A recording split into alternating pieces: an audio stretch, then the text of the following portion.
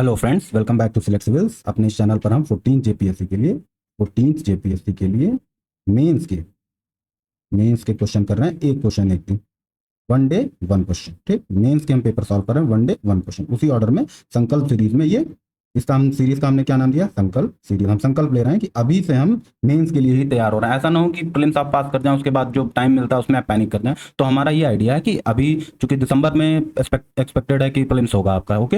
ये 14 जेपीएससी का prelims most probable है कि दिसंबर के लास्ट एंड तक जरूर हो जाएगा। तो हम क्या करें, अभी हमारे पास 5 महीना बाकी है, तो उसमें हम सोच रहे हैं कि पहले ही हम थोड़े से मेंस के लिए भी हम हैबिचुअल हो जाएं। तो उसी ऑर्डर में सिर्फ वन डे वन क्वेश्चन कर रहे हैं, ज्यादा पैनिक नहीं कर रहे हैं, एक दिन में एक क्वेश्चन कर रहे हैं। तो सीरीज का नाम है संकल्प सीरीज। और कौन सा दिन है? 7वां दिन है। ठीक, 6 दिन में हमने क्या किया है कि 4 दिन हमने पेपर 3 किया है, 4 दिन पेपर 3 किया है। एक यानी कि 4 दिन में 4 क्वेश्चन। एक दिन हमने किया है पांचवें दिन एक क्वेश्चन किया है पेपर 4 का। छठे दिन हमने एक क्वेश्चन किया है पेपर 6 का। एक क्वेश्चन किया किसका? पेपर 6 का। ओके, आज 7वां दिन है, इसमें भी हम वन क्वेश्चन करेंगे किसका? पेपर 6 का। ये पेपर 6 आपको पता है जनरल साइंस वाला जो पेपर है वो हम कर रहे हैं, क्योंकि ऑप्शनल है मेरा यूपीएससी में। मैं फिजिक्स ऑप्शनल देता हूँ, फिजिक्स मेरा ऑप्शनल है यूपीएससी में। तो मैं इस जनरल साइंस वाले और टेक वाले सेक्शन को मैं डील कर रहा हूँ। बाकी पेपर 3 दूसरे से डील कर रहा हूँ, पेपर 4 भी दूसरे से डील कर रहा हूँ। ये पेपर 6 को मैं डील कर रहा हूँ। तो सारा चूंकि मेरा ऑप्शनल फिजिक्स है, तो और इसी वजह से मैं आपको थोड़ा सा शॉर्ट क्रिस्प वे में, टेक्निकल वे में ज़्यादा कोशिश करूंगा कि कम से कम लिख करके ज़्यादा से ज़्यादा नंबर ऑब्टेन किया जाए। तो इस सीरीज में हमारा ये आइडिया नहीं कि हम सीखें, हम बस देख रहे हैं कि आंसर राइटिंग कैसे करते हैं मेंस के लिए। खास करके जो टेक्निकल जो पार्ट है इस मेंस का, जो पेपर 6 है, आप देखेंगे उसका सिलेबस तो वो बिट टेक्निकल है, थोड़ा बहुत टेक्निकल है। तो उसके लिए हम क्या कर रहे हैं? डील कर रहे हैं। Okay, one day one question. ये बायलिंगुअल है, हिंदी और इंग्लिश दोनों में है। और इसके साथ साथ शुरू में आपको आंसर दिया जाएगा, मैं करूंगा वो आंसर, और उसके बाद लास्ट में आपको मॉडल आंसर हिंदी और इंग्लिश दोनों में प्रोवाइड किए गए हैं। तो वीडियो को लास्ट तक देखिए। ओके, शुरू करते हैं। ठीक, उससे पहले, शुरू करने से पहले क्या है, मैं आपको जरा सा बता दूं कि सिलेबस आपको बता दूं। एक बार फिर से मैं आपको रिमाइंड कर दूं, मेंस में 6 कंपलसरी पेपर होते हैं, जो 6 पेपर सभी को देने होते हैं। पेपर 1, पेपर 2, पेपर 3, 4, 5, 6 ऐसे होते हैं। जो पहला पेपर होता है वो आपको दिख रहा होगा आपकी स्क्रीन पर, जनरल हिंदी और जनरल इंग्लिश का होता है। ये क्वालिफाइंग नेचर का होता है, इसके मार्क्स मेरिट में काउंट नहीं करते। और ये 100 नंबर टोटल होता है। General Hindi 50 number, general English 50 number, total मिला के 100 नंबर। इसमें 30 नंबर आपको मिनिमम पाने होते हैं पास होने के लिए। उसके बाद से यहाँ पेपर 2 से लेके पेपर 6 तक से मेरिट बनती है। और कितने नंबर का टोटल होता है? 850 नंबर का। जो पेपर सेकंड होता है, लैंग्वेज एंड लिटरेचर, वो कितने मार्क्स का होता है? 150 नंबर का। उसमें से 15 भाषाओं में से जो लिस्टेड लैंग्वेज है जीपीएससी की, उसमें से 15 में से एक आपको ऑप्ट करना होता है। उसी तरीके से पेपर 3 होता है सोशल साइंस, जिसमें हिस्ट्री और ज्योग्राफी पूछा जाता है। यही पेपर 3 के आपके 4 क्वेश्चन कराए गए, वो 200 मार्क्स के होते हैं। Paper 4 Indian constitution, polity, public administration, good governance का होता है, ये भी 200 मार्क्स से। इसी तरह पेपर 5 इंडियन इकोनॉमी के बारे में होता है, ग्लोबलाइजेशन और सस्टेनेबल डेवलपमेंट वगैरह पूछा जाता है, ये भी 200 मार्क्स से। पेपर 6 जो होता है, जो मैं आज कराने जा रहा हूँ, जनरल साइंस, इन्वायरमेंट और टेक्नोलॉजी डेवलपमेंट। ठीक, तो ये भी कितने नंबर का होता है? 200 नंबर का। इसी तरीके से ये 200 नंबर के 4 हो गए 800 नंबर, और ये बचा 150 नंबर का लैंग्वेज और लिटरेचर वाला। तो कुल मिला के कितने होगा? 950 मार्क्स पे आपकी क्या बनेगी? मेरिट बनेगी। ओके, तो जरा पेपर 6 का हम डिटेल सिलेबस एक बार फिर से देख लेते हैं। सिर्फ पेपर 6 का कौन सा सिलेबस? ये डिटेल सिलेबस है। तो इसमें 5 सेक्शन से आपसे क्वेश्चन पूछे जाते हैं। फिजिकल साइंस, जिसको बोलते हैं फिजिक्स, पिछली वीडियो में भी आपको बताया। उसी तरीके से लाइफ साइंस, इसमें बायो और मेडिसिन के कुछ क्वेश्चन पूछे जाएंगे आपसे। और एग्रीकल्चरल साइंस से एग्रीकल्चर रिलेटेड क्रॉप वगैरह, डाइवर्स क्रॉप जो होती हैं उनके बारे में पूछा जाएगा। इन्वायरमेंटल साइंस, बेसिकली इसमें करंट अफेयर से जो रिलेटेड क्वेश्चन होते हैं, इन्वायरमेंट में करंट में जो चल रहे हैं, इंडिया के जो लॉ है इन्वायरमेंट रिलेटेड, जैसे वाटर एक्ट है और इन्वायरमेंटल प्रोटेक्शन एक्ट है, वाइल्ड लाइफ एक्ट है, इससे क्वेश्चन पूछे जाएंगे। और जो 5वां सेक्शन है साइंस एंड टेक्नोलॉजी डेवलपमेंट, इसमें भी साइंस पूछा जाएगा, लेकिन टेक से रिलेटेड साइंस पूछा जाएगा, यानी कि जो करंट अफेयर से रिलेटेड, जैसे आर्टिफिशियल इंटेलिजेंस, इसरो वगैरह कोई मिशन लॉन्च कर रहे हैं उसके बारे में, और कोई इनोवेशन हुआ है उसके बारे में पूछा जाएगा। तो और अब ये क्या है, अंदर में उनके डिटेलिंग की गई। जैसे फिजिकल साइंस है, तो फिजिकल साइंस की डिटेलिंग की गई। इसमें क्या किया गया है, आपसे क्या पूछा जाएगा? सबसे पहला जो टॉपिक होगा, और ध्यान दीजिए, वर्ड बाय वर्ड जो आपके सिलेबस में लिखा गया, वर्ड बाय वर्ड पूछा जाता है, उससे बाहर कहीं कुछ नहीं पूछा जाता। और आप देखेंगे यूपीएससी वगैरह देते होंगे तो बड़ा ही वेग सा, बड़ा ही अस्पष्ट सिलेबस होता है। एक हेडिंग डाल देंगे और उसमें से कुछ भी पूछ देंगे। आपने में जो शब्द लिखा गया वही पूछा जाएगा। एमकेएस लिखा गया तो एमकेएस के बारे में पूछा जाएगा, सीजीएस लिखा गया तो सीजीएस के बारे में पूछा गया। अभी मैं आपको दिखाऊंगा।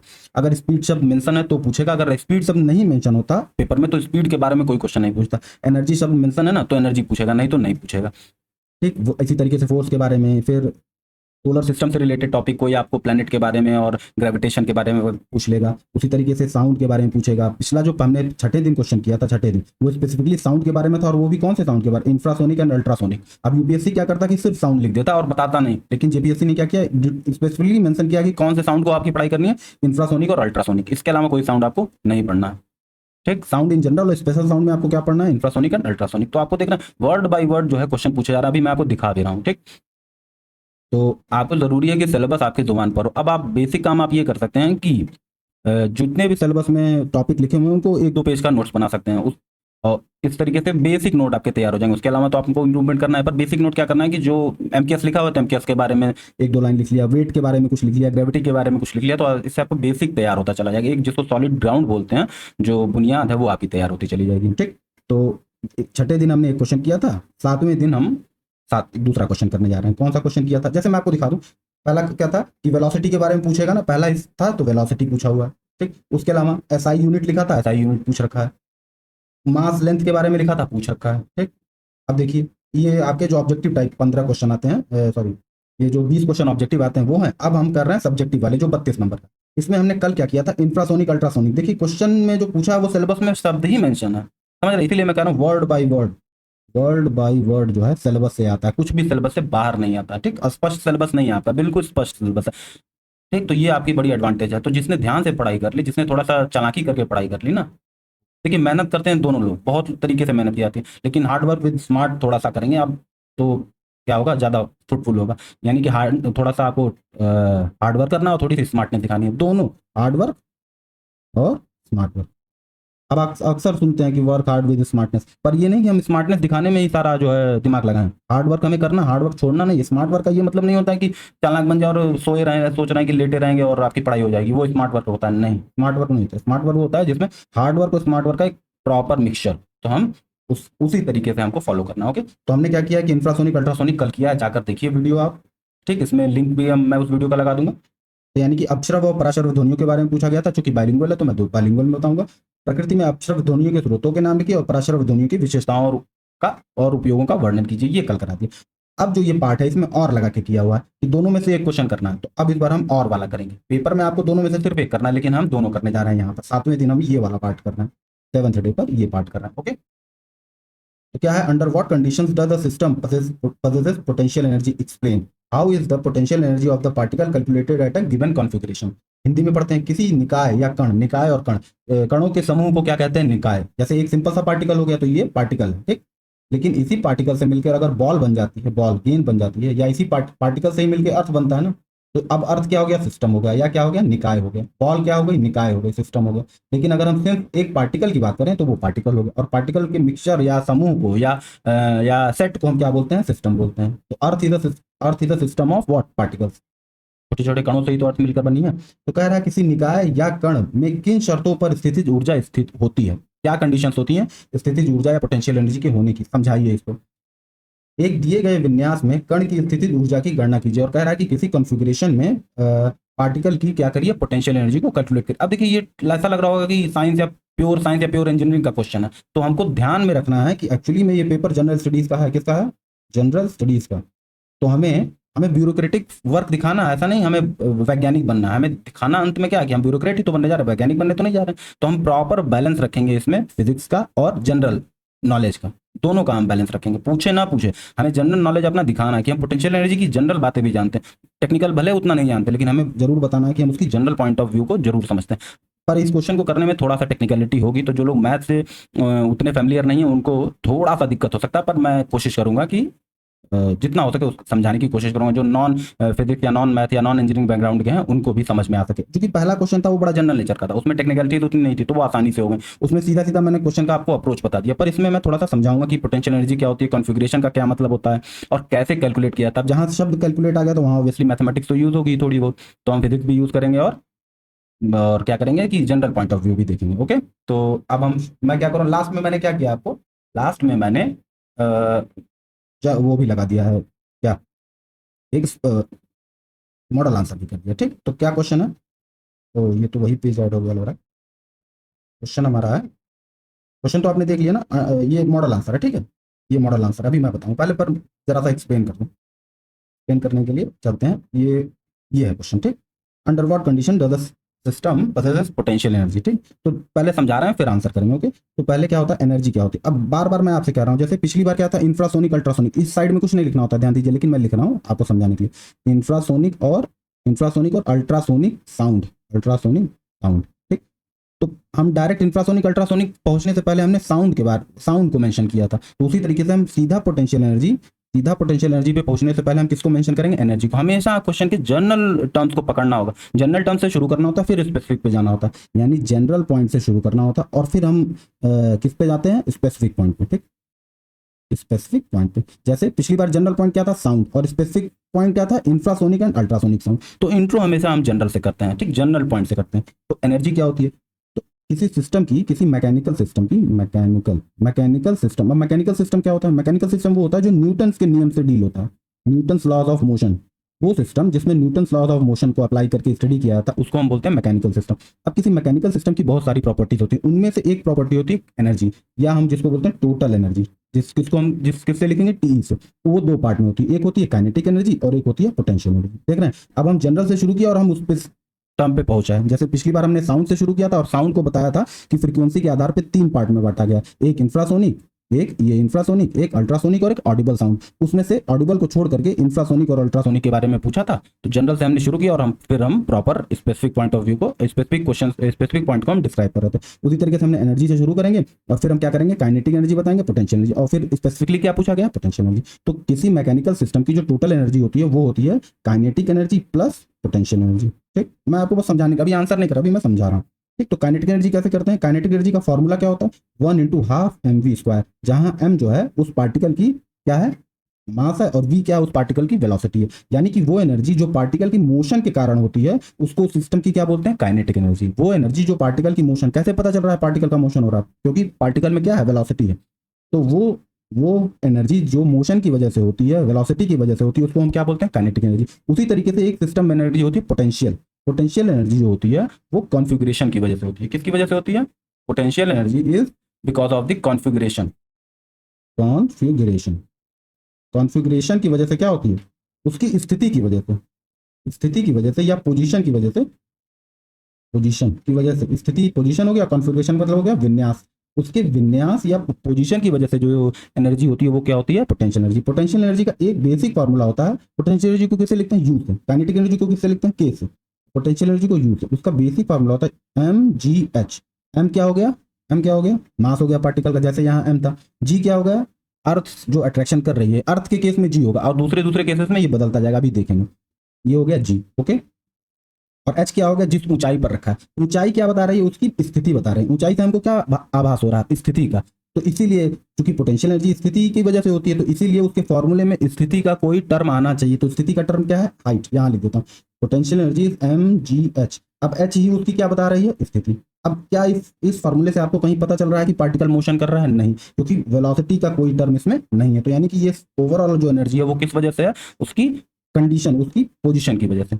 अब एग्जांपल देखते हैं, जैसे कोई बॉल मूव कर रही है, मान लिया एम मास की बॉल मूव कर रही है, वी वेलोसिटी है, तो उसकी जो काइनेटिक एनर्जी हो जाएगी, कितनी हो जाएगी, हाफ mv²। अब पोटेंशियल एनर्जी जरा देखते हैं कि क्या होता है। ठीक, तो सपोज करते हैं ये अर्थ का सरफेस है और अर्थ के सरफेस से हम एक बॉल यहाँ पे रखी हुई है। अगली बार हम क्या कर रहे हैं, इसी बॉल को ऊपर ले जा रहे हैं, यहाँ तक लेकर आए, किस हाइट तक, एच हाइट तक। बॉल को हम एच हाइट तक लेकर आए। अच्छा, अब इसमें एनर्जी स्टोर हो गई। कैसे स्टोर हो गई, क्योंकि जब यहाँ, कैसे हमको पता है कि एनर्जी स्टोर हो गई, यहाँ ऐसे पता चलेगा। मान लीजिए इस बॉल को हम यहाँ से छोड़ दें और नीचे अपना हाथ रख दें, तो इस हाथ पे हमको चोट लगेगी कि नहीं, या कोई भारी पार्टिकल हो, लोहे का कोई टुकड़ा हो और वहां से छोड़ें और आपका हाथ यहाँ पर हो, तो चोट लगेगी नहीं। तो चोट इसलिए लग रही क्योंकि इस टुकड़े में, इस बॉल में क्या थी, एनर्जी थी। और वो कौन सी एनर्जी थी, पोटेंशियल एनर्जी। उसका फॉर्मूला क्या था, उस बॉल का वजन, अर्थ जिस एक्सेलरेशन से उसको खींच रही है, अर्थ अपनी तरफ क्या करती है, एक्सेलरेशन करती है ना। ये बेसिक बातें आपको याद रखनी है। जो साइंस पढ़े हुए हैं, जो इंजीनियर किए हैं, जिन्होंने मैथ पढ़ाई की, वो तो जान रहे हैं। जो नहीं जान रहे वो सिर्फ याद करने की कोशिश करें, या थोड़ा बहुत जो मैं समझा रहा हूँ समझने की कोशिश करें। ठीक, देखिए भागते चलेंगे तो नहीं समझ में आएगा, ये क्या बता रहे हैं, वो क्या बता रहे हैं, सुनते रहिए। अगर सुनना ही सिर्फ अच्छा लग रहा है तो सिर्फ सुनते भी रहिए, समझने की बहुत जरूरत नहीं, सिर्फ सुनते रहिए। आप कान में लगा करके लेटे रहिए, बिल्कुल मैथ मत करिए। लेकिन जब बार बार आप सुनते रहेंगे तो शायद किसी दिन आप मैथ में क्या होंगे, इंटरेस्टिंग होंगे, फिजिक्स में आप इंटरेस्ट लेंगे। ओके, तो हमको पता चल गया कि इसमें एनर्जी है, तो क्या हो गया, अब एच कर दिया, यहाँ पे क्या कर दिया, एच, क्योंकि यही तो पोजीशन बता रहा है। अब ये तो हाइट के कारण हो गया, एच हमको क्या बता रहा है, पोजीशन बता रहा है। अच्छा, सपोज करते हैं एक स्प्रिंग है, स्प्रिंग कॉइल से मिलकर ऐसे बनी होती है ना। अच्छा, ये स्प्रिंग नॉर्मल स्टेट में, स्प्रिंग की 2 स्टेट होती है, एक नॉर्मल स्टेट होती है और एक जो संकुचित होती है, संकुचित। ठीक, कंप्रेस्ड, जिसको इंग्लिश में क्या बोलते हैं, कंप्रेस्ड। अब ये नॉर्मल स्टेट में रखी हुई है। अब मैं आपसे कहूँ कि कंप्रेस करिए इसको, तो क्या करेंगे, आप फोर्स लगाएंगे ना। फोर्स लगाएंगे तो इसकी पोजीशन कैसे हो जाएगी, इसके छल्ले पास पास आ जाएंगे और ये दब जाएगी। अच्छा, अब इसमें एनर्जी स्टोर हो गई, कैसे, क्योंकि अगर इसको फिर से अगर झटके से छोड़ दिया है तो आपके हाथ में चोट लग जाएगी। गन में यही होता है, जब गन आप लोड करते हैं तो स्प्रिंग पीछे चली जाती है और जब ट्रिगर दबता है तो झटके से वो जो एनर्जी स्टोर होती है उसको क्या कर देती है, रिलीज कर देती है। अब इसमें पोजीशन, ये पोजीशन की वजह से तो है एनर्जी इसके अंदर, क्योंकि अब दब गई है तो दबी हुई पोजीशन में क्या हो गई, इसके अंदर एक एनर्जी स्टोर हो गई, तो उसको हम क्या बोल रहे हैं, उसको हम बोल रहे हैं पोटेंशियल एनर्जी। तो जैसे ग्रेविटी के केस में mgh लिखते थे, उसी तरीके से स्प्रिंग के केस में हम लिखेंगे, स्प्रिंग के केस में पोटेंशियल एनर्जी कैसे लिखेंगे, यू से ही, ऑब्वियसली यू से ही लिखेंगे। हर जगह पोटेंशियल एनर्जी का क्या फॉर्मूला है, यू है, ठीक। तो अब वहां पर स्पेसिफिक फार्मूला यूज होगा, हाफ के एक्स स्क्वायर। अब एक्स क्या बता रहा है, जितना दब गया, ये नॉर्मल पोजीशन में है, अब हमने मान लिया इतना दबा दिया, यहां से यहां तक कंप्रेस कर दिया, तो ये जो वैल्यू, जैसे यहां पर एच था वहां पर ये क्या होगा, एक्स हो गया। तो एक्स और के क्या है, के स्प्रिंग का कांस्टेंट होता है, के स्प्रिंग कांस्टेंट, स्प्रिंग कांस्टेंट बोलते हैं। जैसे अर्थ के केस में जी कांस्टेंट होता था, स्प्रिंग के केस में क्या है, के कांस्टेंट है। अर्थ के केस में क्या था, जी। हर बार ऐसा ही कुछ हो रहा है, हर बार एक आप देखेंगे कि चाहे जैसा भी सिस्टम हो, जैसे ये अर्थ का सिस्टम था, ये स्प्रिंग का सिस्टम था, तो एक समानता कुछ कुछ दिख रही है, क्योंकि अर्थ सिर्फ समानता दिख रही है, एग्जैक्टनेस नहीं कि एकदम सेम नहीं है, लेकिन समानता दिख रही है। तो के क्या है, स्प्रिंग कांस्टेंट है। स्प्रिंग के केस में पोटेंशियल एनर्जी क्या है, U equal to half k x square, U equal to half k x square. अब इसको छोड़ेंगे तो क्या हो जाएगा, आपको क्या लगेगी, चोट लगेगी, ठीक। अच्छा, जैसे एक और एग्जांपल है, मान लिया आप जानते हैं ना, दो चार्ज रखा हुआ, मान लिया एक चार्ज है प्लस Q1 और दूसरा क्या चार्ज है, प्लस Q2। ये दोनों एक दूसरे को क्या करते हैं, अट्रैक्ट, सपोज करते हैं माइनस है, ये नेगेटिव चार्ज है, तो नेगेटिव और पॉजिटिव एक दूसरे को क्या करते हैं, अट्रैक्ट करते हैं। तो अब सपोज करते हैं यहाँ पर हमने एक बैरियर लगा दी, यहाँ समझाने की कोशिश कर रहा हूँ, बैरियर लगा दी, अभी भी अट्रैक्शन हो रहा है लेकिन मूव नहीं कर पा रहा है, क्यों, बैरियर लगा हुआ है। लेकिन जैसे ही ये बैरियर हटेगा, सपोज करते हैं जैसे ही हमने बैरियर हटा दिया, तो ये क्या करेंगे, एक दूसरे की तरफ क्या कर जाएंगे, मूव कर जाएंगे। क्यों मूव कर जाएंगे, क्योंकि जो बल लग रहा था, फोर्स, अट्रैक्शन जो फोर्स लग रहा था, हर जगह कुछ ना कुछ फोर्स लग रहा है। जैसे पोटेंशियल एनर्जी तभी पैदा होगी जब कोई फोर्स लग रहा होगा। जैसे बॉल के केस में अर्थ अट्रैक्ट कर रही थी, स्प्रिंग के केस में स्प्रिंग दबना चाह रही थी, स्प्रिंग क्या है, दबना नहीं, रिलीज होना चाह रही थी, अपने नॉर्मल स्टेट में आना चाह रही थी, उस वजह से फोर्स लग रहा था। उसी तरीके से यहाँ पर जो फोर्स लग रहा था, यहाँ पर फोर्स कौन सा लग रहा था, जो इलेक्ट्रोस्टैटिक फोर्स होता है। कौन सा फोर्स होता है, इलेक्ट्रोस्टैटिक फोर्स। अब इस फोर्स की वजह से क्या आ गया, पोटेंशियल। पोटेंशियल एनर्जी हमेशा किसी ना किसी फोर्स की वजह से आती है। जो सेकंड जो मेन क्वेश्चन है ये इसी के बारे में है कि किस कंडीशन में किसी सिस्टम में पोटेंशियल एनर्जी होती है। एक सेकंड, जो मेन क्वेश्चन पे जरा फिर से आपको दिखाते हैं, ये पूछ रहा है ना, अंडर व्हाट कंडीशंस, तो यही फोर्स की ही कंडीशन में क्या होती है, पोटेंशियल एनर्जी होती है। हर बार हमको क्या दिखा है, कोई ना कोई फोर्स प्रेजेंट होना चाहिए। अब अगर अर्थ का ग्रेविटी गायब हो जाए, सपोज करते हैं, तो कोई पोटेंशियल एनर्जी नहीं होगी, चाहे किसी भी हाइट पर ले जाइए आप। अगर अर्थ की ग्रेविटी, अगर अर्थ की, एक सेकंड, अर्थ की ग्रेविटी खत्म हो जाए, यानी कि फोर्स खत्म हो जाए, तो पोटेंशियल एनर्जी क्या हो जाएगी, जीरो। अगर स्प्रिंग की फैलने की जो इच्छा है वो खत्म हो जाए, तो पोटेंशियल एनर्जी स्प्रिंग की क्या हो जाएगी, जीरो हो जाएगी। एक सेकंड, ये क्या हो गया, ठीक। उसी तरीके से इलेक्ट्रोस्टैटिक फोर्स गायब हो जाए तो पोटेंशियल एनर्जी नहीं रहेगी। अच्छा, तो समझाया, जैसे ये बैरियर हटेगा वो क्या होगा, एक दूसरे के पास आने आएंगे। तो पास आएंगे, इसलिए पास आएंगे क्योंकि उनमें एक रिस्टोर्ड पोटेंशियल एनर्जी थी। वो कितनी थी, k Q1 Q2 upon r square. हर केस में अलग अलग होती है, बस आपको मेंशन कर देना, बहुत समझने की जरूरत नहीं है। तो यहाँ पे पोटेंशियल एनर्जी क्या हो गई, k Q1 Q2 upon r square. ये बेसिक थोड़ी थोड़ी बातें समझ रहे हैं क्या कह रहा हूँ, ये पोटेंशियल एनर्जी का बेसिक समझा रहा हूँ मैं आपको, अभी क्वेश्चन मैं नहीं कर रहा हूँ, ओके। ये पोटेंशियल एनर्जी का बेसिक है, अभी क्वेश्चन नहीं कर रहे हैं, ओके। क्वेश्चन हम अभी नहीं कर, अभी क्वेश्चन करेंगे तो आपको पूरा बताएंगे, ठीक।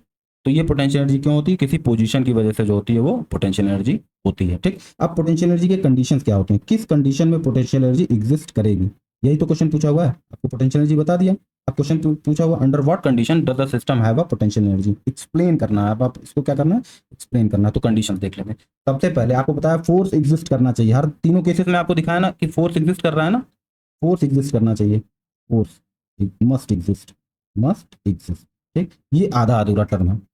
जो मेन टर्म है, फोर्स दो टाइप के होते हैं, कंजर्वेटिव फोर्स जो है वो दो टाइप के होते हैं, sorry, forces are of two types. Conservative होते हैं संरक्षी बल, कंजर्वेटिव फोर्स, और नॉन कंजर्वेटिव फोर्स, असंरक्षी बल, non conservative force.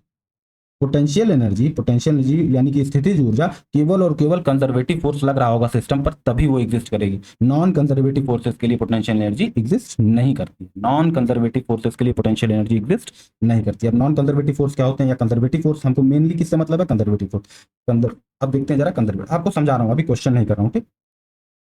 Conservative forces, conservative force वो होते हैं जो कि जिनके द्वारा फोर्स को उसके किए गए वर्क से डिफाइन करते हैं, और वर्क के नेगेटिव, अभी जब आपको बताऊंगा, वर्क का जो कोई किसी सिस्टम पे जो काम किया जाता है या किसी सिस्टम द्वारा जो काम किया जाता है वो पोटेंशियल एनर्जी के किसके बराबर होता है, नेगेटिव के।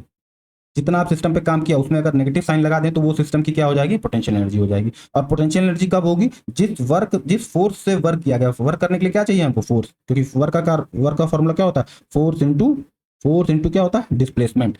फोर्स, बल लगाया और ऑब्जेक्ट मूव कर गया तो क्या हमने कर दिया, वर्क, और वही वर्क किस फॉर्म में स्टोर हो गया, पोटेंशियल एनर्जी के। तो work is always negative of potential energy, ठीक। अब कंजर्वेटिव फोर्स देखना, ठीक। कंजर्वेटिव फोर्स वो फोर्स होता है जिसके द्वारा किया गया कार्य, जिसके द्वारा किया गया वर्क पाथ इंडिपेंडेंट होता है। क्या होता है, पाथ इंडिपेंडेंट होता है, पाथ इंडिपेंडेंट होता है, ठीक। ये बहुत जरूरी है। और सिर्फ और पाथ यानी कि किस राह, अभी मैं समझा रहा हूं, अभी आप इतना देखिए कि पाथ इंडिपेंडेंट होता है, ठीक। और इसका मतलब है कि केवल पाथ इंडिपेंडेंट का मतलब क्या होता है, इनिशियल और फाइनल कंडीशन पर डिपेंड करेगा, इनिशियल और फाइनल कंडीशन पर डिपेंड करेगा। इसका एग्जांपल आपको समझाने की कोशिश, सपोज करते हैं ये एक बिल्डिंग है, ठीक। यहाँ से आप गए, यहाँ से आप एक बॉल को लेकर के उसके टॉप पर गए, उसके एकदम फर्स्ट ग्राउंड फ्लोर से लेकर के चले गए आपको किस पे, टॉप फ्लोर पे। अब चूंकि एक ऊंचाई पर पहुंच गया है ना, तो एक कॉन्फ़िगरेशन आ गया उसका, तो उसके अंदर पोटेंशियल आ गई होगी, यू इक्वल टू कितनी आ गई होगी, उस बॉल का वजन अर्थ जिस फोर्स से अट्रैक्ट कर रहा है, और एच उसकी ऊंचाई, तो कॉन्फ़िगरेशन आ गया, ठीक। अच्छा, पहली कंडीशन में आप क्या किया, आप सीढ़ियों से गए, किससे गए, स्टेयर्स से, और किस हाइट तक पहुंच गए आप, एच हाइट तक। पहली कंडीशन में किससे गए, स्टेयर से। दूसरी कंडीशन में आप लिफ्ट से गए, लिफ्ट से कहाँ गए, छत पर गए, अभी भी कितनी हाइट पर पहुंचे आप, एच पर। तो दो, अब ऐसा तो लग रहा होगा कि सीढ़ियों से जाएंगे तो आपको ज्यादा काम करना पड़ेगा, और लिफ्ट से जाएंगे तो काम कम करना पड़ेगा, इसमें हालत खराब हो जाएगी, 10 मंजिले की बिल्डिंग है तो। लेकिन फिजिक्स में ये पाथ इंडिपेंडेंट है, अंत में वर्क एम जी एच ही होगा, अंत में वर्क जो होगा एम जी एच ही होगा। क्यों, क्योंकि जो ग्रेविटेशनल फोर्स होता है, gravitational force is conservative force होता है। तो सिर्फ और सिर्फ अगर ग्रेविटेशनल फोर्स कंजर्वेटिव फोर्स है तो ग्रेविटेशनल फोर्स के लिए पोटेंशियल एनर्जी डिफाइन की जा सकती है, यही कंडीशन है। अगर ग्रेविटेशनल फोर्स कंजर्वेटिव ना होता, यानी कि दोनों केसेस में अलग अलग वर्क डन करने पड़ते फिजिक्स के सेंस में, रियल सेंस में नहीं, तो हमको क्या कह देते कि ग्रेविटेशनल पोटेंशियल एनर्जी एग्जिस्ट नहीं करती। ग्रेविटेशनल पोटेंशियल एनर्जी, गुरुत्वाकर्षण स्थितिज ऊर्जा इसलिए एग्जिस्ट करती है क्योंकि ग्रेविटेशनल फोर्स क्या है, कंजर्वेटिव फोर्स है, पाथ इंडिपेंडेंट है, पाथ पर डिपेंड नहीं करता है, ठीक। समझ रहे हैं क्या कह रहा हूँ। उसी तरीके से इलेक्ट्रोस्टैट, देखना दोनों केसेस में वर्क डन, अंत में एच ही ऊंचाई पर गए ना आप। उसी तरीके से इलेक्ट्रोस्टैटिक फोर्स भी क्या होता है, इलेक्ट्रोस्टैटिक फोर्स भी क्या होता है, इलेक्ट्रोस्टैटिक फोर्स भी क्या होता है, कंजर्वेटिव फोर्स होता है, इसीलिए इलेक्ट्रोस्टैटिक पोटेंशियल एनर्जी होती है, ठीक। अब जरा नॉन कंजर्वेटिव, ये बेसिक एग्जांपल है किसका, इलेक्ट्रोस्टैट किस चीज का आपको पता है, कंजर्वेटिव फोर्सेस का, ठीक। कंजर्वेटिव फोर्सेस का, ये कंजर्वेटिव फोर्सेस का बेसिक एग्जांपल है, ठीक। जैसे ग्रेविटेशनल फोर्स हो गया, इलेक्ट्रोस्टैटिक फोर्स हो गया, ये सब क्या है, कंजर्वेटिव फोर्स है। अब देखते हैं जरा कि नॉन कंजर्वेटिव फोर्सेस क्या होते हैं, या एक दो और एग्जांपल देख लेते हैं नॉन कंजर्वेटिव फोर्सेस के या कंजर्वेटिव फोर्सेस के, ठीक। तो जरा सा नॉन कंजर्वेटिव फोर्सेस के एग्जांपल देखते हैं, ओके। नॉन कंजर्वेटिव फोर्सेस के एग्जांपल, अच्छा उससे पहले एक चीज और आपको जरा सा बता दूं मैं कि ये पाथ इंडिपेंडेंट होते हैं, और क्लोज्ड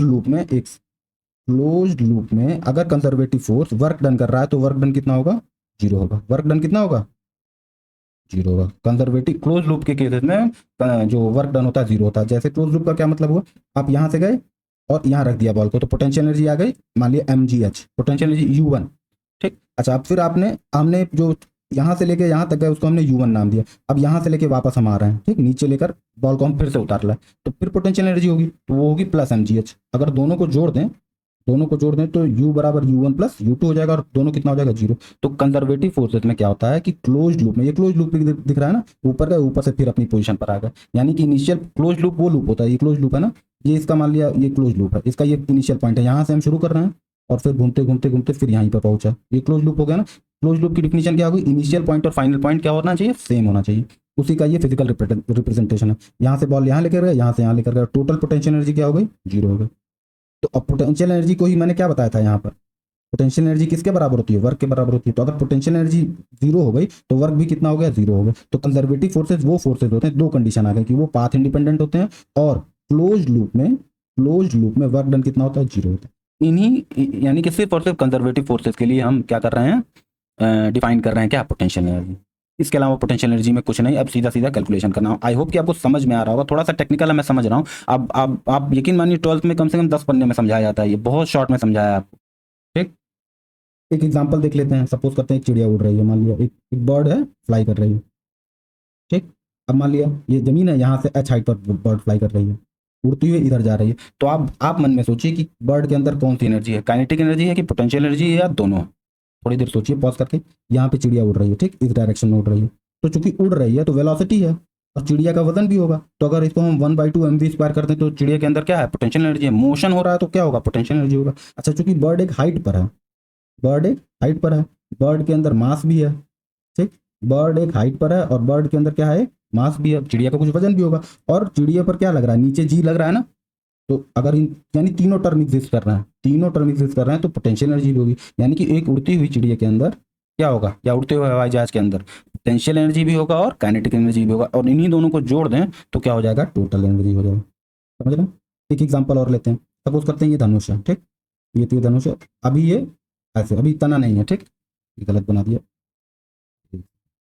ये एक धनुष है, एरो वो होता है ना, और यहाँ पर अभी आपको बताइए, ये अभी स्ट्रेच नहीं है। अभी इसके अंदर कौन सी एनर्जी, काइनेटिक एनर्जी है, पोटेंशियल एनर्जी है, दोनों है, या कुछ भी नहीं है। अभी कुछ भी नहीं है। क्यों? क्योंकि ना तीर ये मोशन कर रहा है, ना तीर एरो ये क्या कर रहा है, ना मोशन कर रहा है, ना ही ये वो स्ट्रेच है, ना ही ये अगर कुछ कर दिया, ना ही इसमें मोशन करने के चांसेस हैं। समझ रहे? जब चांस भी नहीं है तो पोटेंशियल एनर्जी भी नहीं है, तो काइनेटिक एनर्जी भी नहीं है और पोटेंशियल एनर्जी भी नहीं है। दूसरे केस में देखते हैं। सपोज करते हैं ये धनुष है और इस बार इसकी जो कमानी है वो तनी हुई ऐसे, ठीक। तो क्या काइनेटिक एनर्जी है? नहीं है, क्योंकि मोशन नहीं कर रहा, वी नहीं है, तो काइनेटिक एनर्जी जीरो है। लेकिन ये स्ट्रेच हो गई है अपनी पोजीशन, ये नॉर्मल पोजीशन है, इससे ये फैल गई है क्या, कमानी। तो कमानी के अंदर जो है पोटेंशियल एनर्जी, और वही पोटेंशियल एनर्जी किस में चली जाएगी, या किस में स्टोर है, एरो के अंदर, तभी तो छूटेगी। तो इस समय तीर में क्या है, पोटेंशियल एनर्जी है, लेकिन काइनेटिक एनर्जी नहीं है। अच्छा, तीसरे केस में देखते हैं। तीसरे केस में यहाँ से छोड़ दिए गए तीर को, अब तीर यहाँ ऐसे ऐसे फ्लो करती चली गई। तो चूंकि वेलोसिटी है तो काइनेटिक एनर्जी है इसमें, और तीर पर लगातार नीचे क्या लग रहा है, जी लग रहा है, और एम है तीर के अंदर, और ऑब्वियसली एरो किसी हाइट पर उड़ रहा होगा तो एम जी। अच्छा, इस केस में इसके पास पोटेंशियल एनर्जी भी है और काइनेटिक एनर्जी भी है। ठीक, थोड़ा सा ये जनरल बातें हो गई। ओके, अब आते हैं सीधा सीधा क्वेश्चन पर कि कैसे करेंगे क्वेश्चन। अब क्वेश्चन क्या था आपका, एनर्जी के बारे में, तो थोड़ा बहुत एनर्जी के बारे में डिस्क्राइब कर देंगे। फिर हम कहेंगे किसी सिस्टम में, जल्दी जल्दी मैं बता देता हूँ, मैकेनिकल किसी मैकेनिकल सिस्टम में जो टोटल एनर्जी होती है, टोटल मैकेनिकल सिस्टम की जो टोटल एनर्जी होती है, आप चार्ट वार्ट बना देंगे तो काइनेटिक एनर्जी से होती है, और चार्ट वार्ट बना देंगे, फ्लो बना देंगे तो अच्छा रहेगा। ठीक, और पोटेंशियल एनर्जी होती है। काइनेटिक एनर्जी को हम ½ mv² से लिखते हैं, और पोटेंशियल एनर्जी को एक्चुअली मेन जो फॉर्मूला होता है पोटेंशियल, आप कहेंगे और कठिन बता रहा है ये, मेन जो फॉर्मूला होता है पोटेंशियल एनर्जी का वो होता है, एक सेकंड बताऊं कि ना बताऊं, चलिए बता ही देते हैं। ये होता है एक इनिशियल पोजीशन, जैसे एक ऊंचाई से ये इनिशियल पोजीशन है तो उसको हम r0 से लिख रहे हैं, और एक हाइट पर ले गए होंगे ना, यहाँ h पर, छत वाला एग्जाम्पल है, और कोई फोर्स लग रहा होगा, जी नीचे लग रहा है, ठीक। और छोटे छोटे स्टेप, अब ये कैसे आया ये नहीं जाना, ये मेन फार्मूला जो सारा फार्मूला आता है mgh, या आपको पीछे बताया ये k1q1q2/r² वाला, या ये ½ kx² वाला, स्प्रिंग वाला, ये सब अल्टीमेटली कहाँ से आता है, इसी फार्मूले से आता है। ये पोटेंशियल एनर्जी का मेन फार्मूला। तो यहाँ आपने बताया, ये बताने की जरूरत नहीं है, मैं आपको बता दे रहा हूँ। ठीक, यहाँ पे आपने सिर्फ लिख दिया काइनेटिक एनर्जी होती है पोटेंशियल एनर्जी, और पोटेंशियल एनर्जी का आपने डिफिनेशन दे दी। पोटेंशियल एनर्जी की क्या दे दी आपने, पोटेंशियल एनर्जी की डिफिनेशन दे दी। अब चूंकि काइनेटिक एनर्जी तो पूछा नहीं था, तो हमने सिर्फ यहाँ से यहाँ तक छोड़ दिया। अब पोटेंशियल एनर्जी लिखेंगे, क्या लिखेंगे कि पोटेंशियल एनर्जी इज डिफाइंड। हम दोनों से दोनों चीज करेंगे, पॉइंटर भी लिखेंगे, पैराग्राफ भी लिखेंगे। ये इंट्रो कर रहे हैं, अभी हम क्या कर रहे हैं, इंट्रो कर रहे हैं। ठीक, हम पैराग्राफ भी लिखेंगे, अभी मैं आपको दिखाऊंगा, पैराग्राफ भी लिखेंगे, पैरा भी लिखेंगे, पॉइंटर भी लिखेंगे, और फ्लो चार्ट भी, तीनों का मिक्सचर बनाएंगे हम। ठीक, तभी आपको नंबर मिलेगा। आजकल बहुत ये इंपॉर्टेंट हो गया कि फ्लो चार्ट वगैरह बनाया जाए, तो जरा सा ऐसे आपने इधर उधर कर दिया तो 1-2 नंबर आपको एक्स्ट्रा सबसे मिलने जा रहा है। ठीक, थोड़ा सा हम अलग होने की कोशिश कर रहे हैं। हमको पैराग्राफ भी लिखना है, कहाँ लिखा, पैराग्राफ भी करना है आपको, पॉइंटर भी करना है। पहले 1-2 इतना सा पैराग्राफ लिखा, फिर पॉइंटर फॉर्म में लिख दिया, फिर फ्लो चार्ट भी बना दिया बीच में। तो इसे एक होलिस्टिक आंसर, कंप्लीट आंसर, संपूर्ण आंसर आपका क्रिएट होगा। ठीक, तो अब हम पोटेंशियल एनर्जी क्या कर रहे हैं, एक सेकंड यहाँ से डिफाइन कर देते हैं इसको, पोटेंशियल एनर्जी को, पोटेंशियल एनर्जी। ठीक, अब कैसे डिफाइन कर देंगे कि is defined as the energy, possessed possessed by a particle or system due to its position, its position और कॉन्फ़िगरेशन, ठीक, कॉन्फ़िगरेशन। ओके, इसी को हिंदी में कैसे लिख देंगे कि स्थितिज ऊर्जा, स्थितिज ऊर्जा, स्थितिज ऊर्जा, ऊर्जा को कैसे लिखेंगे, तो हम किसी किसी कण या निकाय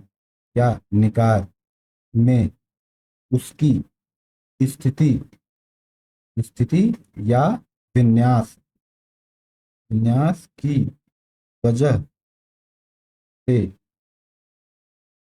जो ऊर्जा होती है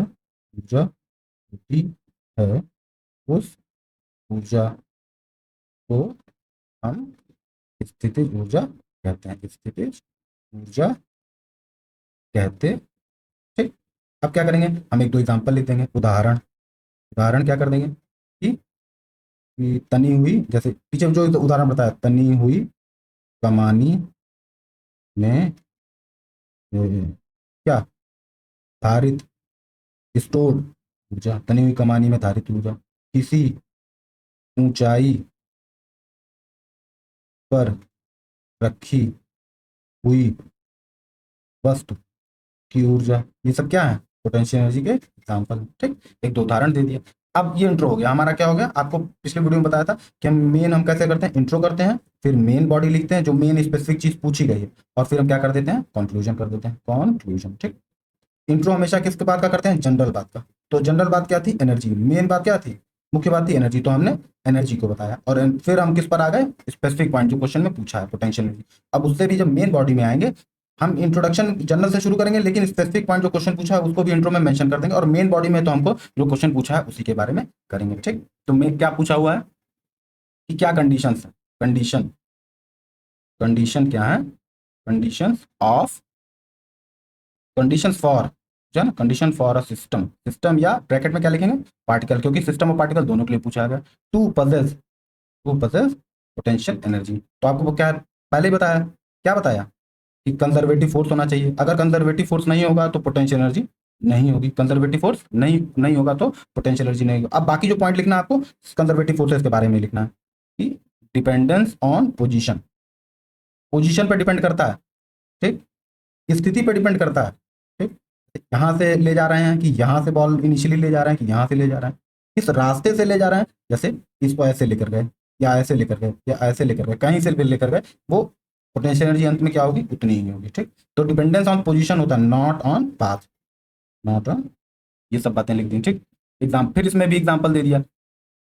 एक जो बहुत जरूरी है कंजर्वेटिव फोर्स का, मैं आपको बताना भूल गया कि एक कंजर्वेटिव फोर्स, ये सब तो होता ही है कि क्या पोजीशन पे डिपेंड करता है, पाथ से इंडिपेंडेंट होता है। एक जो सबसे मेन चीज होती है कि एक स्केलर फंक्शन, ये मैं इसलिए नहीं बता रहा था कि टेक्निकल है थोड़ा सा, स्केलर फंक्शन मस्ट एग्जिस्ट।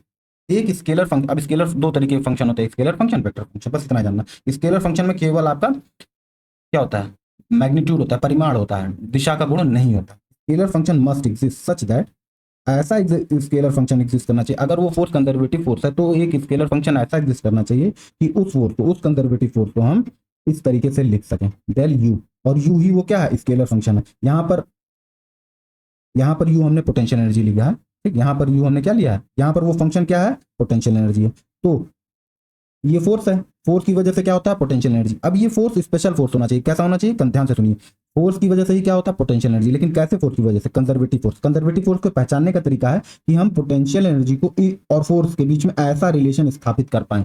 हम देखेंगे कि ग्रेविटी के लिए ऐसा हो जाता है, ग्रेविटी के लिए ऐसा हो जाता है, इलेक्ट्रोस्टैटिक फोर्स के लिए ऐसा हो जाता है, इलेक्ट्रोस्टैटिक फोर्स के लिए पोटेंशियल एनर्जी एग्जिस्ट करती है। लेकिन हम फ्रिक्शन फोर्स के लिए देखेंगे, फ्रिक्शन फोर्स, उसके लिए पोटेंशियल एनर्जी ये यू हम नहीं लिख पाएंगे, तो इसीलिए फ्रिक्शनल फोर्स कैसा हो गया, नॉन कंजर्वेटिव फोर्स हो गया, नॉन कंजर्वेटिव फोर्स। इसीलिए फ्रिक्शनल फोर्स के लिए क्या होती है, पोटेंशियल एनर्जी नहीं होती है। जैसे एक सड़क ये है, ठीक, अब और सड़क पे क्या लग रहा है, फ्रिक्शन लग रहा है, ठीक, सड़क पे क्या लग रहा है, फ्रिक्शन लग रहा है। और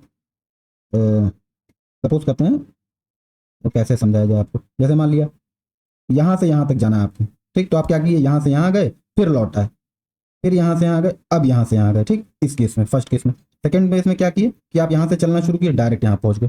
तो अब चूंकि आपने यहाँ भी गए, यहाँ भी गए, यहाँ भी गए, अंत में तो यहाँ से यहाँ पहुंचा है ना। इस केस में कहाँ पहुंचे, यहाँ से यहाँ पहुंचे, इस केस में यहाँ से यहाँ पहुंचे। लेकिन आप बताइए फ्रिक्शन किस में ज़्यादा लगा होगा, इसमें लगा होगा ना, फ्रिक्शन लगा होगा ना इसमें ज़्यादा। तो चूंकि फ्रिक्शन लगा तो अब यहाँ से यहाँ की जो एनर्जी हो जाएगी वो अलग हो जाएगी एज कम्पेयर टू जब इस रास्ते से गए थे, क्योंकि इस रास्ते में कम फ्रिक्शन लगा। तो हम देख रहे हैं कि फ्रिक्शन की प्रेजेंट की वजह से क्या हो रहा है कि एक ही सेम पॉइंट से दूसरे पॉइंट तक, सेम पॉइंट से उसी पॉइंट से दूसरे पॉइंट तक अगर हम रास्ते बदल दे रहे हैं तो एनर्जी क्या हो जा रही है, बदल जा रही है। ठीक, तो इसीलिए फ्रिक्शन की वजह से, क्योंकि फ्रिक्शन पाथ डिपेंडेंट हो गया ना। अगर फ्रिक्शन कंजर्वेटिव फोर्स होता तो यहाँ से यहाँ गए, आप चाहे फिर आते फिर जाते, लेकिन अगर अंत में आप यहाँ तक चले जाते तो हर बार पोटेंशियल एनर्जी उतनी ही होती। लेकिन चूंकि फ्रिक्शन एग्जिस्ट कर रहा है तो बार बार पोटेंशियल एनर्जी क्या होगी, बार बार एनर्जी, पोटेंशियल एनर्जी डिफाइंड ही नहीं होगी, आपको ये समझना है। ठीक, तो ये फ्रिक्शन एनर्जी क्या हो गया, फ्रिक्शन फोर्स क्या हो गया, नॉन कंजर्वेटिव फोर्स हो गया। उसी तरीके से हीट फोर्स जो होता है वो भी क्या होता है, हीट जो होता है वो भी नॉन कंजर्वेटिव फोर्स का है। ठीक, तो अब हम क्या कर रहे हैं, condition for a system to possess potential energy. तो कंजर्वेटिव फोर्स, मेन चीज है कंजर्वेटिव फोर्स एग्जिस्ट करना चाहिए। अगला क्या पूछा था कि वेरियस कॉन्फ़िगरेशन में आप पोटेंशियल एनर्जी कैलकुलेट करके बताइए। तो कैलकुलेशन, अब हम क्या करेंगे, calculation of potential energy in various cases. ठीक, तो सबसे पहले हम क्या करेंगे कि हम ग्रेविटेशन के केस में लेंगे। ठीक, ग्रेविटेशन के केस में लेंगे, फिर हम स्प्रिंग के केस में लेंगे, बेसिक मैथ करेंगे, और फिर हम दोनों में बेसिक मैथ करेंगे। और स्प्रिंग के केस के बाद हम एक ले लेते हैं इलेक्ट्रोस्टैटिक केस में, इलेक्ट्रोस्टैटिक फोर्स। ठीक, उसके केस में ले लेते हैं, और उसके बाद से हम ये थोड़ा बहुत डिस्क्राइब करेंगे, फिर क्या करेंगे, कंक्लूजन करेंगे। क्योंकि वीडियो लंबा हो रहा है तो मैं आपको आंसर मॉडल आंसर दिखाई देता हूँ। ठीक, एक ही पेज बचा दिया।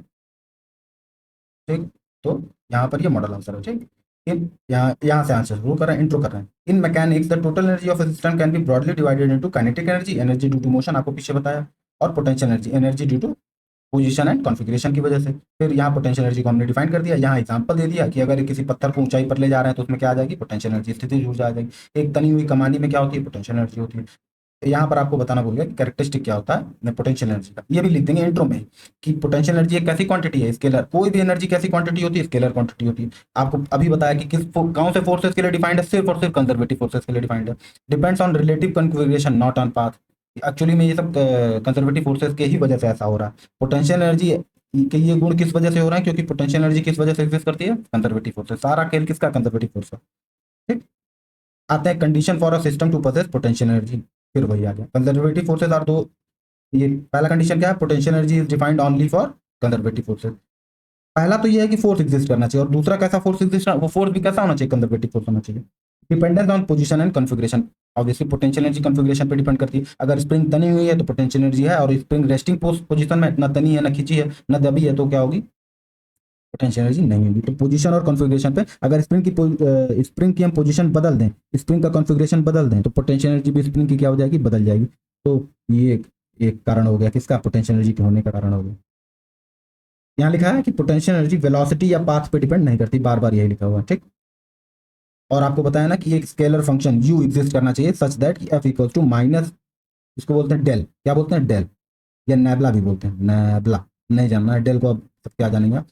इसको लिखते हैं del by del x i cap plus del by del y j cap plus del by del z k cap 3D में। ठीक, अब ये सब करने जाएंगे तो अब अगर क्या ही बताया जाए कितना ज़्यादा होता है। ठीक, ये एग्जिस्ट करना चाहिए। ठीक, रेफरेंस पॉइंट होना चाहिए। रेफरेंस पॉइंट मतलब कि यहाँ से ले, अगर ये आप डिफाइन नहीं करेंगे, जो मेन फार्मूला आपको बताया ना, R0 R F dot D R, अगर आप R0 ही डिफाइन नहीं करेंगे तो आपको पोटेंशियल एनर्जी नहीं मिलेगी। तो रेफरेंस पॉइंट जहाँ से गिनती कर रहे हैं वो डिफाइन, वो मेन होनी चाहिए। सपोज करते हैं, इसका क्या मतलब है, सपोज करते हैं एक स्केल है, एक ये मान लिया एक धागा है। ठीक, यहाँ पे हमने स्केल का रखा 0, और यहाँ पर हमने रखा 10। ठीक, यहाँ पर हमने 0 पॉइंट रखा उसका, और यहाँ पर हमने रीडिंग पढ़ ली 10। तो ये कितनी सेंटीमीटर लंबी हो गई धागा, 10 सेंटीमीटर। अब सेम धागा है, ठीक, सेम रोप है, सेम रस्सी है। अब हम क्या कर रहे हैं, इस बार हम 0 से नहीं कर रहे हैं, यहाँ हम 5 सेंटीमीटर से शुरू कर रहे हैं। यहाँ पर स्केल का 5वां पॉइंट जो 5 सेंटीमीटर वाला पॉइंट है ये रख रहे हैं। तो यहाँ पर क्या आ जाएगा, 15 आ जाएगा। लेकिन अभी भी अंतर कितना है, 10 है ना, अभी तो लंबाई 10 है ना। 15 में यहाँ हम क्या कर रहे हैं, 10 में से 0 गया 10, यहाँ करेंगे 15 में से 5 गया, क्या आ गया 10। धागे की लंबाई पोजीशन बदलने से तो नहीं बदल रही है ना। यहाँ 5 कर दिया, यहाँ 15 है, यहाँ 0 है, यहाँ 10 है, यहाँ 0 है, यहाँ 10 है, यहाँ 5 है, 15 है। लेकिन मापने की टेक्निक बदलने से धागे की लंबाई तो नहीं बदल रही ना। इसी का मतलब होता है रेफरेंस पॉइंट। ठीक, रेफरेंस पॉइंट बदलने से पोटेंशियल एनर्जी का वो नहीं बदल जाता, वैल्यू। अगला देखते हैं कैलकुलेशन ऑफ पोटेंशियल एनर्जी। तो ये मेन फॉर्मूला है, इंटीग्रल इसमें एक्चुअली इंटीग्रल लगा नहीं है। स्टार्टिंग पॉइंट मान लिया, स्टार्टिंग पॉइंट है ए और एंड पॉइंट है क्या है बी। इसी को हम आर जीरो या आर भी लिख सकते हैं, ए बी भी लिख सकते हैं, एक्स वाई भी लिख सकते हैं, कुछ भी। तो यू बराबर जो होता है डब्ल्यू के नेगेटिव के बराबर होता है, और कितना होता है ए से लेके बी तक जितना काम किया गया, ठीक। एफ क्या है, कंजर्वेटिव फोर्स है, क्योंकि पोटेंशियल एनर्जी कंजर्वेटिव फोर्स है। आर जीरो रेफरेंस पॉइंट है, आर फाइनल पोजीशन है। अब हम अलग अलग केसेस में क्या कर रहे हैं, पोटेंशियल एनर्जी को कैलकुलेट कर रहे हैं। ये ग्रेविटेशनल पोटेंशियल एनर्जी है, तो ग्रेविटेशनल पोटेंशियल एनर्जी में यू बराबर क्या होता है, mgh होता है। ठीक, एग्जाम्पल ले लिया हमने, कोई बॉडी है 2 किलो की, कोई बॉडी है 2 kg, उसको 5 मीटर हाइट पर लेगा, तो पोटेंशियल एनर्जी कितनी हो जाएगी, 98 जूल। जूल एनर्जी का मात्रक क्या होता है, जूल। किसी भी एनर्जी का, heat energy, electrostatic energy, potential energy, सबका मात्रक क्या होता है, जूल होता है। यूनिट क्या होती है, जूल होती है। जैसे ग्रेविटेशनल के लिए निकाला, वैसे इलास्टिक पोटेंशियल एनर्जी स्प्रिंग के केस में, स्प्रिंग के केस में एफ क्या होता है, फोर बल की वैल्यू कितनी होती है, -kx। याद रखना है आपको, स्प्रिंग के केस में बल की वैल्यू क्या होती है, माइनस, जो फोर्स लग रहा है उसकी वैल्यू कितनी होती है, -kx। ग्रेविटी के केस में क्या होती है, capital G m1 m2 upon r square. ठीक, याद रखना एफ की वैल्यू, यू की वैल्यू नहीं। ठीक, तो स्प्रिंग के केस में एफ तो होना चाहिए ना पोटेंशियल एनर्जी के लिए, तो एफ निकाल लिया। ठीक, तो यू कितना हो जाएगा, यहाँ लिखा नहीं है, यू हो जाएगा हाफ के एक्स स्क्वायर। अगर एफ ऐसा है तो यू कितना हो जाएगा, half k x square. Suppose करते हैं कि स्प्रिंग है जिसका के की वैल्यू कितनी है, 100 न्यूटन मीटर है, और उसको 0.2 मीटर दबा दिया गया, तो 0.2 मीटर 0.2 मीटर दबा दिया गया, यानी एक्स की वैल्यू कितनी है, 0.2 मीटर। तो हम हाफ के एक्स स्क्वायर निकालेंगे तो कितना आ जाएगा, 2 जूल, ये लिखा हुआ। ठीक, देखिए हर के केस में हम ये गलत लिखा हुआ, एफ बराबर होता है के, थोड़ा सा समझ लीजिएगा, ये Q1 बगल में लिख गया, बल्कि ये सफिक्स में के Q1 Q2 upon r square, ये ऐसे लिखा है सही फॉर्म में। ठीक, उसी तरीके से हम बस दो तीन के केस में बता दिया, 3 के केस में बताया ना, एक तो ग्रेविटी के केस में बताया, एक हमने बताया स्प्रिंग के केस में, और एक हमने बता दिया पोटेंशियल एनर्जी के केस में। तो इसको यहाँ बता देते हैं, पोटेंशियल एनर्जी के केस में के Q1 Q2 upon r square होता है, उसका भी एक एग्जाम्पल ले लिया। ठीक, यहाँ पे हमने कंक्लूजन लिख दिया। ठीक, उसी तरीके से हिंदी में है कि यांत्रिकी में किसी तंत्र की कुल ऊर्जा मुख्यतः 2 भागों में बांटा जाता है, गतिज ऊर्जा और स्थितिज ऊर्जा। स्थितिज ऊर्जा को परिभाषित किया जाता है कि वह ऊर्जा जो किसी कण या तंत्र के पास किसी बल क्षेत्र में उसकी स्थिति, पोजीशन अथवा कणों के बीच बीच में इंग्लिश भी लिख दिया, कणों के पारस्परिक विन्यास, कन्फिग्रेशन ऑफ इंटरैक्टिंग पार्टिकल्स के कारण होती है। उदाहरण ले लिया, ऊंचाई पर पड़ा हुआ पत्थर है तो गुरुत्वीय स्थितिज ऊर्जा है। खिंचा हुआ धनुष है, उसके अंदर इलास्टिक लोचीय स्थितिज ऊर्जा। ठीक है, क्या होती है, लोचीय स्थितिज ऊर्जा। ठीक, उसी तरीके से संरक्षणकारी बल क्षेत्र का अस्तित्व होना चाहिए। सबसे पहले क्या होना चाहिए, एक संरक्षणकारी बल का अस्तित्व होना चाहिए, यानी कि कंजर्वेटिव फोर्स एग्जिस्ट करना चाहिए। उदाहरण दे दिया हमने, स्थिति विन्यास पर पीछे बताया ना कि स्थिति और विन्यास पर निर्भर करता है। अदिश बल फंक्शन, अदिश फलन का अस्तित्व होना चाहिए, यानी कि वो एक ऐसा फलन एग्जिस्ट करना चाहिए जो इस तरीके से लिखा जा सके। ठीक, संदर्भ बिंदु होना चाहिए। ओके, अब स्थितिज ऊर्जा की गणना कर रहे हैं, जैसे 3 केसेस में की थी ना, गुरुत्वाकर्षण स्थितिज ऊर्जा ग्रेविटी के केस में की थी, लोची स्प्रिंग के केस में की थी, जो स्प्रिंग के केस में हुक्स का लॉ लगता है, और हमने क्या किया, वैद्युत स्थितिज ऊर्जा कर ली, तो उसमें भी गणना कर ली, 9 जूल आ गई। उसी तरीके से हमने वहाँ शुरू में बता दिया था क्या स्थितिज ऊर्जा की विशेषताएं, यहाँ पर हम लास्ट बता, हिंदी वाले में, वहाँ पे हम कैरेक्टरिस्टिक भी शुरू में बता दिया था, यहाँ पर हम लास्ट में कहीं भी आप बता सकते हैं। कैरेक्टरिस्टिक क्या है कि स्केलर राशि है। कैसी राशि है, स्केलर है। यह केवल संरक्षित बलों के लिए परिभाषित होती है, वस्तुओं के आपेक्षिक विन्यास पर निर्भर करती है, ना कि पथ पर निर्भर करती है। हमेशा आपेक्षिक या रिलेटिव होती है, केवल केवल यू में हुए परिवर्तन का ही भौतिक महत्व होता है। यह गतिज ऊर्जा में परिवर्तित की जा सकती है। हाँ, एक बात बहुत जरूरी है कि हर एक एनर्जी दूसरे एनर्जी में कन्वर्ट की जा सकती है। जैसे स्प्रिंग है ना, तो अभी मान लिया तनी हुई है, तो अभी तो पोटेंशियल एनर्जी है, लेकिन जैसे छोड़ देंगे तो पोटेंशियल एनर्जी किस में कन्वर्ट हो जाएगी, काइनेटिक एनर्जी में। ठीक, तो पोटेंशियल एनर्जी को हमेशा काइनेटिक एनर्जी में कन्वर्ट किया जाता है। यहाँ पर हमने कंक्लूजन कर दिया। ओके, ये हो गया डे 7, और कौन सा क्वेश्चन होगा, क्वेश्चन। अब वैसे ही हम डे 8 पर करेंगे। और अगर आपको डिटेल पढ़ाई करनी है, मान लिया, तो हमने ऐप पे बेसिक बहुत छोटे से प्राइस में मैं आपको बता रहा हूँ, जाइए हमारे ऐप पर। ठीक, ये मंथन है, जाइए ऐप पर, देखिए पूरा डिटेल लिया है। संवाद है, जिनको बहुत डिटेल में पढ़ना है संवाद, और जिनको एकदम शुरू से पढ़ना है संपूर्ण है। Okay, thank you for watching. Google play पर ये हमारा ऐप है, ये हमारा कॉन्टैक्ट नंबर है, कॉन्टैक्ट करके जरूर। बाकी ऐप से समझ में नहीं आता, लेकिन कॉन्टैक्ट करेंगे तो आपको जरूर कोई ना कोई हमारा साथी आपको फोन उठा के डिटेल जो भी आपको समझना है। Okay, thank you for watching, have a good day, bye.